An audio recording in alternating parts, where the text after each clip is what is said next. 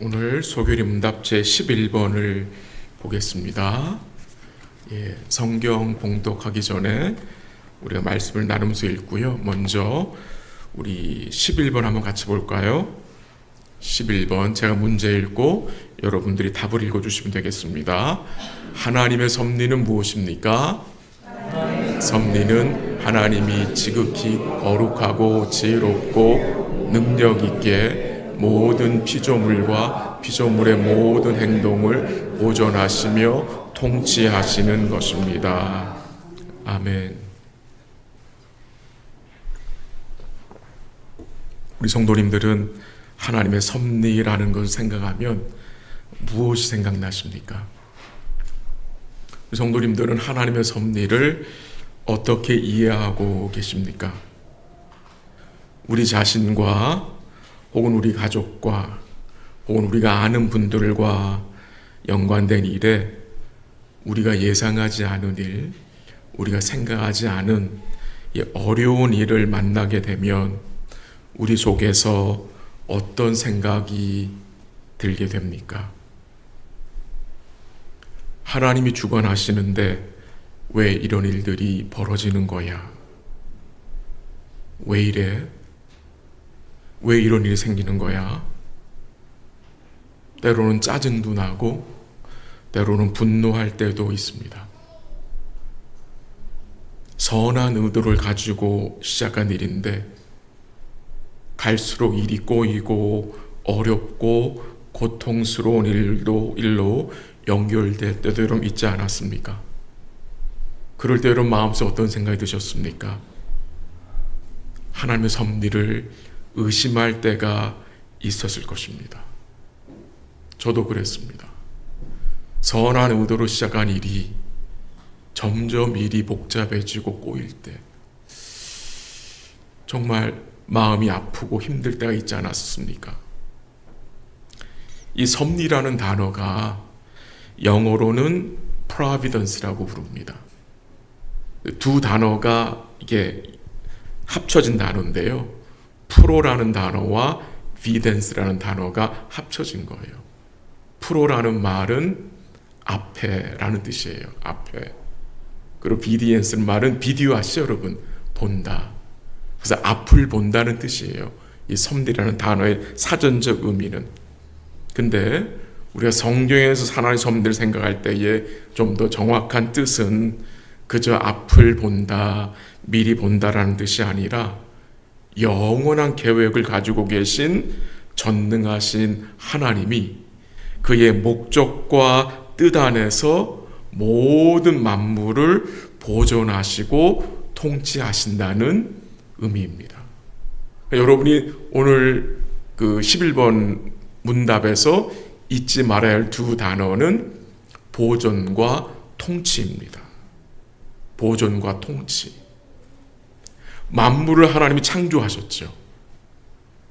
창조하신 만물을 하나님 어떻게 하세요? 조용히 숨어서 계신 게 아니라 창조하신 만물을 어떻게 하세요? 자신의 뜻대로 보존하시고 통치하신다는 거예요. 그걸 우리가 이제 인정하는 거예요. 그걸 믿는 거예요. 이 하나님의 섭리는요, 오직 주를 믿는 자만 받아들일 수 있는 것입니다. 주를 믿지 못하면 하나님의 섭리는 받아들일 수가 없습니다. 우리 역시 하나님의 섭리를 믿지만 여러분은 하나님의 섭리에 대해서 다 이해해서 믿는 것입니까? 아닐 것입니다. 우리는 하나님의 그 깊으신 뜻과 계획을 다 알지 못합니다. 우리 삶 속에서 일어나는 일들을 다 이해할 수 없습니다. 근데 분명한 사실은 무엇입니까? 지극히 선하시고 거룩하시고 지혜로우시고 의로우시고 전능하신 주님이 모든 것을 보존하시고 통치하신다는 것입니다. 그 하나님의 섭리 밖에서 이루어지는 일은 단 하나도 없다는 것입니다. 이것이 우리의 큰 위로가 되어야 하는 것입니다. 내가 지금 겪고 있는 모든 일, 하나님의 섭리 밖에서 하나님도 모르게 벌어진 일입니까? 아니라는 거예요. 하나님의 다스림 안에서 일어난 일이라는 것입니다. 이 세상은 노래 가사처럼 요지경입니다. 요지경인 세상 같아요. 근데 그 요지경 같은 세상 속에 보이지 않는 하나님의 뭐가 있습니까? 손이 있습니다. 보이지 않는 하나님의 손이 보존하고 계시고 통치하고 계시다는 것입니다. 이것이 성경이 증거하는 것입니다. 만물을 창조하신 하나님께서 그 창조하신 모든 것을 그냥 내버려 두셨다면 만물이 어떻게 됐을까요? 그대로 있었을까요? 아니면 좀 더 발전해서도 좋아졌을까요? 하나님이 우리를 그대로 두셨다면 여러분은 어떻게 됐을까요? 더 좋아질까요? 아니면 어떻게 됐을까요? 정말 상상할 수 없이 비참하고 절망 가운데 사는 자들이 되었을 것입니다. 만약에 하나님이 저에게 구원의 은혜를 베풀어 주지 않으셨다면 저는 상상할 수 없을 정도로 세상에 빠진 삶을 살았을 것입니다. 하나님이 저에게 구원의 은혜를 베풀어 주셔서 이렇게 살 수 있는 거죠. 하나님의 섭리가 아니었다면, 하나님의 보존하심과 통치하심의 은혜가 아니었다면 우리는 모두 하나님 예배하는 삶을 살 수 없는 자들이었다는 것입니다. 하나님이 그의 능력으로, 말씀의 능력으로 만물을 창조하시고 창조하신 모든 것을 뭐 하세요? 보존해 가시고 통치해 가신다는 사실입니다. 그것을 인정하는 것이 무엇입니까? 믿음입니다. 그럼 이 하나님의 섭리에 대해서 이 세상은 어떤 생각을 가지고 있습니까? 이 세상은 하나님의 섭리를 인정하지 않는다 그랬죠. 무슨 섭리야, 섭리는 자연의 순리지. 무슨 섭리야, 자연의 순리야. 무슨 하나님이 보존해? 하나님 보존하고 통치. 왜 이 땅에 악이 존재해? 왜 이 땅에 전쟁이 있어? 왜 하나님 막지 못해? 이런 말 여러분 들어보지 않았습니까? 또한 자기들 스스로 자기들을 보존할 수 있다고 착각합니다. 그게 죄인들의 생각입니다. 근데 정말 누가 우리를 보존합니까? 누가 정말 우리 가정을 보존합니까? 누가 정말 우리의 자녀들을 보존할 수 있습니까? 누가 우리 교회를 보존하십니까? 목사가 합니까? 장로가 합니까? 권사들이 합니까? 아니죠. 누가 우리의 가정과 자녀들을 보존합니까? 그 보존하는 주체가 누구입니까? 우리 주님이시란 겁니다. 우리 주님. 내가 아니라 우리 주님이시라는 거예요. 뻔한 질문을 던진 이유가 무엇입니까? 정말 우리를 보존해준 주체가 누구인지를 다시 한번 생각해 보자는 거예요. 우리를 보존하시는, 통치하시는 주님이 주님인 것을 우리가 인정해야 그 다음에 우리가 뭘 할 수 있습니까? 거기서 예배가 나오는 겁니다. 하나님의 섭리가 인정이 안 되죠. 안 되면 주를 예배할 수 없습니다. 입은 벌릴 수 있습니다. 영혼의 찬양은 드릴 수가 없습니다. 나의 보존자와 통치자가 나와 내가 가진 그 어떤 썸띵이 아니라 주님뿐인 것을 인정해야 주님 앞에 진실한 예배자로 설 수 있다는 것입니다. 여러분 구약에 나오는 욥 기억하시죠? 욥 기억하시죠? 욥이 왜 힘들어했습니까?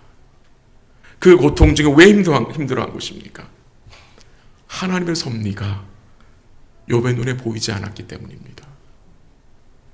하나님의 손이 보이지 않았기 때문에, 이 하나님의 보존하심이, 하나님의 통치하심이 그의 눈에 보이지 않았기 때문입니다. 욥이 왜 힘들어했습니까? 하나님의 섭리가 욥의 눈에 보이지 않았기 때문입니다. 하나님의 손이 보이지 않았기 때문에, 이 하나님의 보존하심이, 하나님의 통치하심이 그의 눈에 보이지 않았기 때문입니다. 욥은 어떤 생각을 했습니까? 매번 사단에게 당하는 것 같이 생각이 되어서 너무 힘든 거였어요.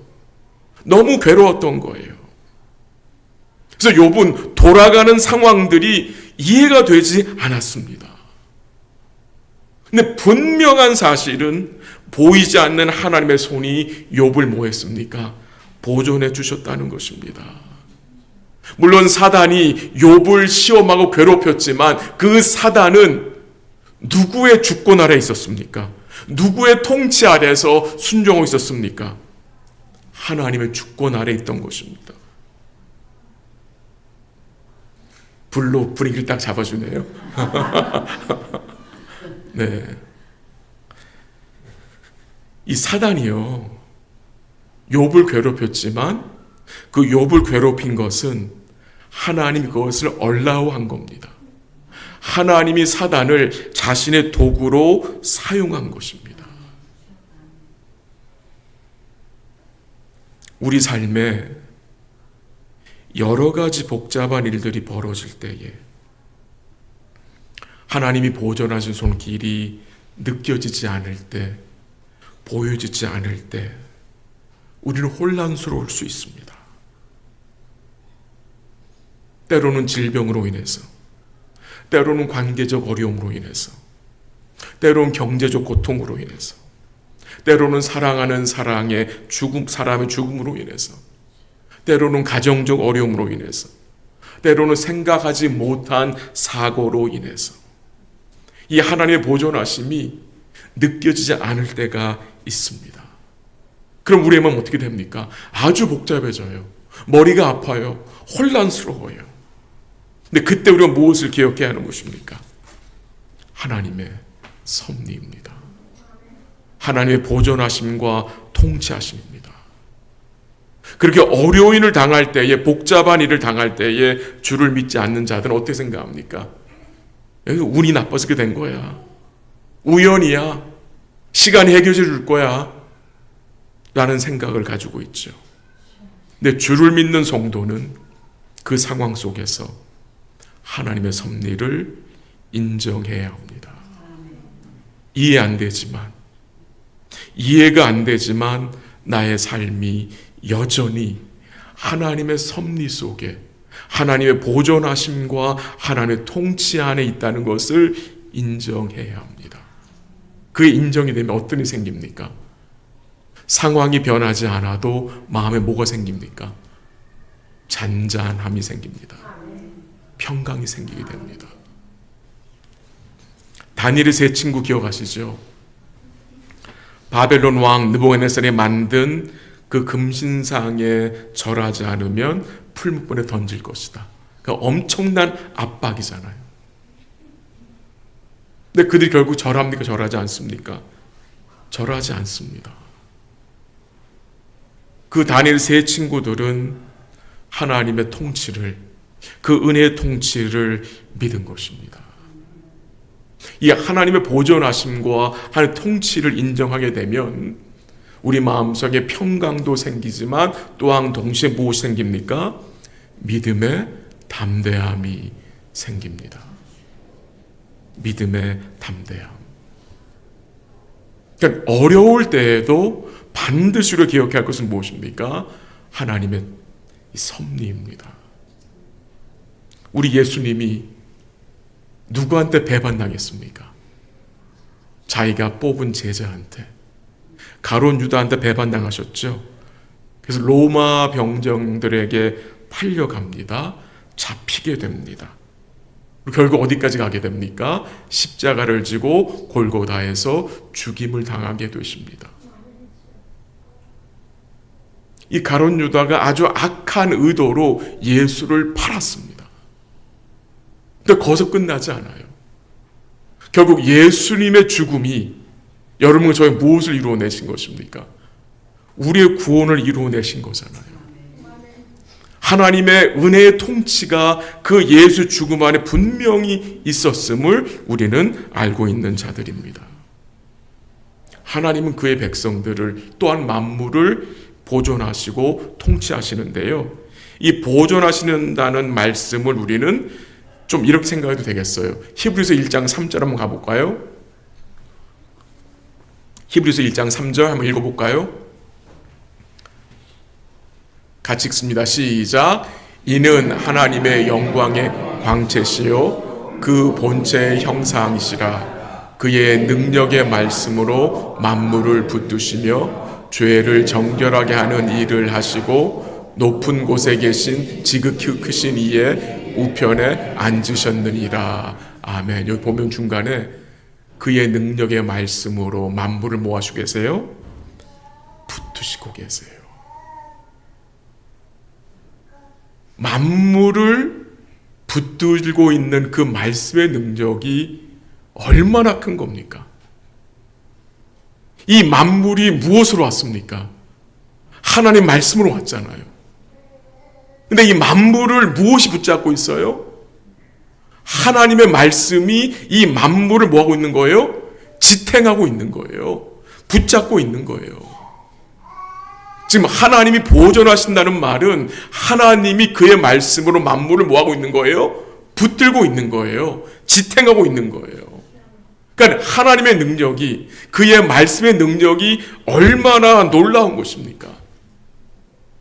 만물을 지탱하고 있어요.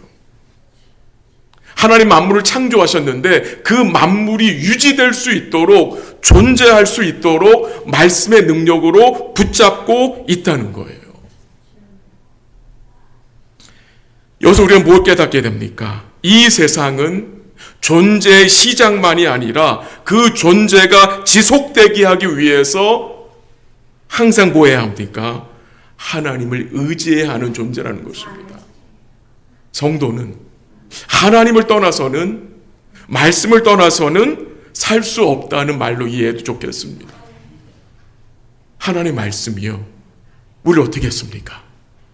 우리를 살리셨어요. 우리를 거듭나게 하셨잖아요. 말씀으로 너를 낳았다 그러잖아요. 성령을 낳고. 근데 그 말씀을 뭐하고 계신 거예요? 여전히 붙들고 계신 거예요. 우리를 말씀으로 보존하고 있는 거예요. 그래서 여러분과 제가 하나님의 섭리의 대상이 된 거예요. 하나님이 창조하신 만물이 하나님의 섭리의 대상이 된 거예요. 한번 시편 한번 읽어볼까요? 시편 104편 가보죠. 24절 한번 읽어볼까요? 시편 104편 24절 다 같이 시작.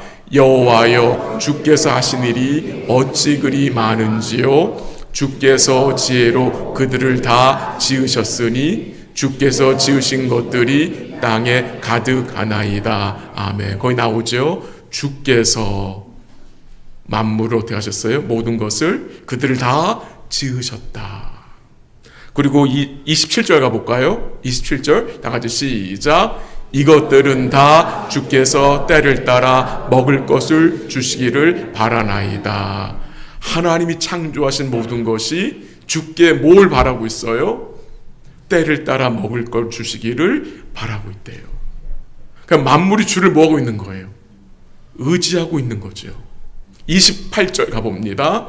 28절 시작. 주께서 주신즉 그들이 받으며 주께서 손을 펴신즉 그들이 좋은 것으로 만족하다가. 주께서 어떻게 하신대요? 주신즉 그들이 받는다.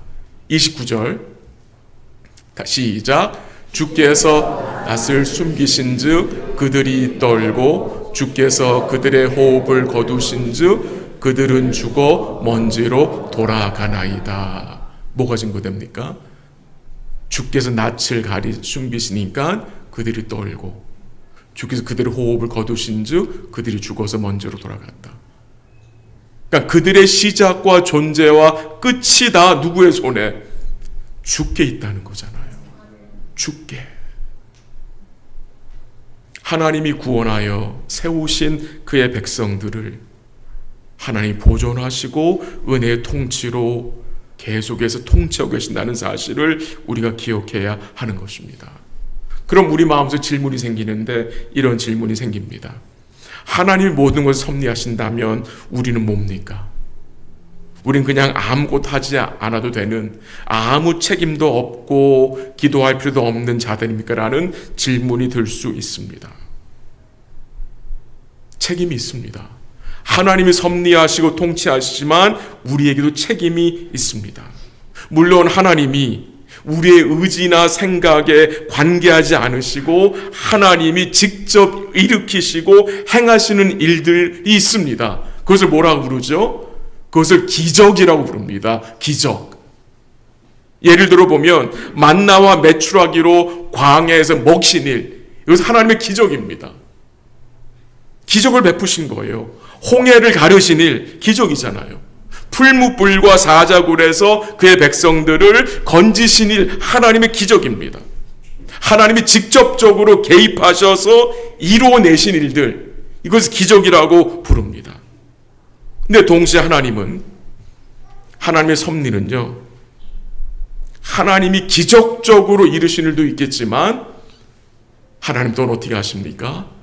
그의 백성들을 사용하셔서 그의 백성들 그 상황 속에 그 일 속에 개입하게 하셔서 일들을 이루어 가신다는 것입니다. 그 말은 여러분과 저에게 의무와 책임이 주어졌다는 말이 되는 것입니다.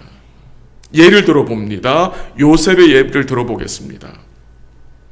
하나님은 요셉을 통해서 계획을 가지고 계셨습니다. 그 계획이 어떤 계획이었습니까?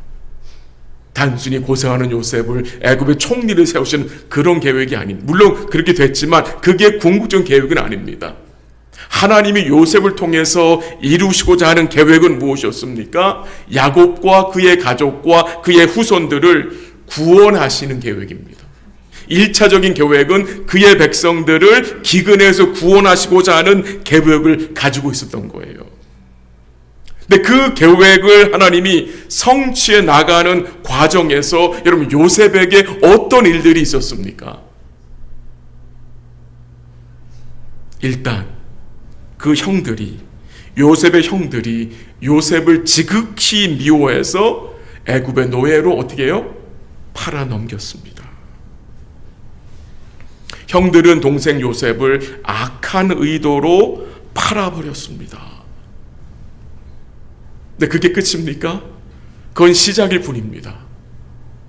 그가 보디발의 집에서 성실하게 일했지만 그 보디발의 아내의 유혹으로 인해 요셉이 어디에 갇히게 됩니까?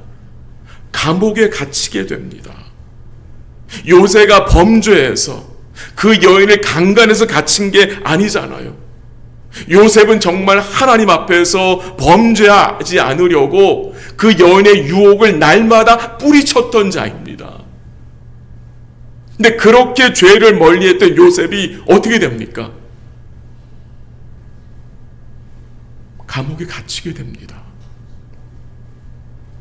하나님의 보존하심과 통치하심이 있는 것입니까? 요셉의 마음이 얼마나 힘들었을까요, 여러분? 그가 정말 그 여인과 강간하다 걸렸으면 더 힘들었을 것 같아요. 근데 요셉은 매일같이 유혹하는 여인을 뿌리쳤던 청년이었어요. 근데도 갇혀요. 거기서 요셉이 그 감옥 속에서 하나님의 보존하심과 하나님의 통치를 그가 어떻게 받아들일 수 있었을까요? 어땠을까요? 정말 힘들었을 것입니다. 그 요셉 마음에 가지고 있던 그 답답함, 그 괴로움이 얼마나 컸겠습니까? 근데 그 감옥에 누가 들어옵니까? 바로 왕의 관원들이 들어옵니다. 그때 요셉은 소망을 가졌던 것 같아요. 이 관원들이 밖으로 나가서, 관원 중에 하나가 밖으로 풀려나가서 나를 기억할 것이다. 근데 그 관원은 잊어먹었어요. 오랜 시간 동안 요셉을 잊어먹었었어요. 요셉은 오랜 시간 동안 어떻게 해요? 기다려야 했어요. 근데 그런 시간들을 성경은 뭐라고 말합니까? 하나님이 그의 말씀으로 요셉을 단련시켰다고 증거하고 있는 것입니다. 나중에 요셉이 애굽의 국무총리가 됩니다. 그리고 형들을 만나게 됩니다. 그 형들을 만나는 과정은 여러분 수월했습니까?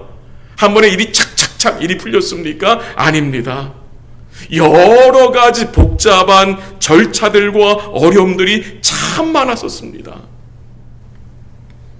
근데 그 모든 어려움들과 그 모든 고통스러운 과정 속에서 하나님의 구원 계획이 무산되었습니까? 아니면 성취되었습니까? 성취되었다는 것입니다. 요셉이 잘해서? 아닙니다. 이것이 하나님의 계획이고 뜻이었기 때문입니다. 그 모든 과정 가운데 요셉은 어떻게 반응하며 살아야 했습니까? 하나님의 보존하신 손길이 보이지 않았을 것입니다. 하나님의 은혜의 통치가 느껴지지 않았을 거예요. 하나님 나 버렸어. 하나님께서 나와 함께하지 않아 라는 생각이 들지 않았겠습니까? 그래서 요셉에게 필요한 것이 여러분 무엇이라고 생각합니까? 믿음입니다. 믿음으로 인내하는 것입니다. 이 하나님의 보존하심과 은혜의 통치를 믿는 성도에게 주님이 요구하시는 것이 무엇입니까? 믿음으로 인내하는 것입니다. 믿음으로 인내하기 위해서 여러분 저에게 필요한 은혜의 수단이 있습니다. 여러분 무엇이라고 생각합니까? 하나님의 말씀과 기도입니다. 하나님의 말씀과 기도. 하나님께 말씀과 기도로 집중하지 않게 되면 인내하기가 참 어렵습니다. 왜? 그 복잡한 상황들과 그 현실이 너무나 눈에 크게 들어오기 때문에 견디기가 힘들어져요. 근데 주님께 집중하게 되면은 그 만난 현실이 어떻게 보여요? 작게 여겨지는 거예요. 뭘 요구하신다고요? 믿음의 인내를. 믿음의 인내를. 말씀을 정리합니다. 하나님의 섭리를 믿는 자들이 우리들이잖아요. 그래서 이 세상에서 또한 우리 삶 가운데 이미 말씀드렸지만 우연히 일어나는 일은 단 하나도 없습니다. 단 한 가지 일도 하나님의 섭리 밖에서 일어나는 일은 없습니다. 얼마나 많은 사람들이 이 우연을 믿고 복권을 사고 땡깁니까? 그 우연을 믿고 땡기는 거예요. 혹시 맞지 않을까? 근데 우연은 없습니다. 우연은 없어요. 말씀을 마무리하면서 우리 소교리 문답과 같은 라인에 있는 하이델베르크 교리 문답 27번 한번 같이 읽겠습니다. 27번 제가 문제 읽고 여러분 답을 읽어주세요. 하나님의 섭리란 무엇입니까? 다 같이 시작. 섭리란 하나님께서 전능하고 무소부재하신 능력으로 하늘과 땅과 모든 만물을 보존하고 다스리시는 것을 말합니다. 그렇게 다스리심으로 꽃잎과 풀잎, 비와 가뭄, 풍년과 흉년, 양식과 음료, 건강과 질병, 번영과 궁핍, 이 모든 것들이 사실상 우연히 생기는 것이 아니라 아버지 하나님의 자비로 손길로부터 오는 것입니다. 아멘. 말씀을 정리합니다. 말씀을 우리 로마서 8장 28절로 맺겠습니다. 한번 같이 읽을게요. 다 같이 시작. 우리가 알거니와 하나님을 사랑하는 자 곧 그의 뜻대로 부르심을 입은 자들에게는 모든 것이 합력하여 선을 이루느니라. 아멘. 우리가 참 좋아하는 구절 아닙니까? 뭐라고 말씀하고 있습니까? 우리가 아는 게 있어요. 우리가 분명히 아는 게 있는데 우리가 알고 있는 것이 무엇입니까? 하나님을 사랑하는 자, 곧 그의 뜻대로 부르심을 입은 자들에게는 모든 것이 합력하여 하나님 뭘 이루신다고요? 선을 이루신다는 겁니다. 여기 모든 것에 뭐가 포함되는 겁니까? 정말 모든 것이 포함되는 거예요. 우리 지금 하이델베르크에서 읽은 내용들이 다 포함되는 거예요. 모든 것을 하나님 어떻게 해요? 협력하여서 선을 이루어내신다는 것입니다. 근데 그 선이 무엇입니까? 그 선. 우리가 원하는 대로 된다는 의미는 아닙니다. 여기서 말하는 이 선은 그 모든 일 가운데 하나님이 역사하시고 보존하시고 통치하셔서 우리로 구원의 은혜를 풍성하게 깨닫게 하심으로 우리로 우리 주님의 형상을 본받게 하신다는 것입니다. 그 선을 말하는 것입니다. 왜냐하면 바로 29절에 보면은 그 내용이 나오기 때문입니다. 하나님이 선하게 창조하신 인간이 죄를 범하여 어떻게 됐습니까? 하나님의 형상이 망가졌잖아요. 어그러졌지요. 그러나 하나님은 영원전에 작정하신 그 구원을 어떻게 해요? 이루어 가세요. 여러분과 저를 예수님 통해서 회복하셨고 구원하셨고 이제 우리를 어떤 자로 불러주셨어요? 이 하나님의 섭리를 믿는 자들로 불러주셨다는 것입니다. 여러분 삶 속에 어려움이 있을 줄로 압니다. 해결되지 않은 일들이 있을 줄로 압니다. 근데 그때 우리가 어떻게 반응해야 되겠습니까? 하나님의 보존하심과 그 은혜의 통치를 인정하심으로 그 처한 상황 속에서 우리 주님 경외하시고 주를 예배하시며 주를 인정하시는 복된 삶 될 수 있기를 주의 이름으로 간절히 기도합니다. 기도하겠습니다.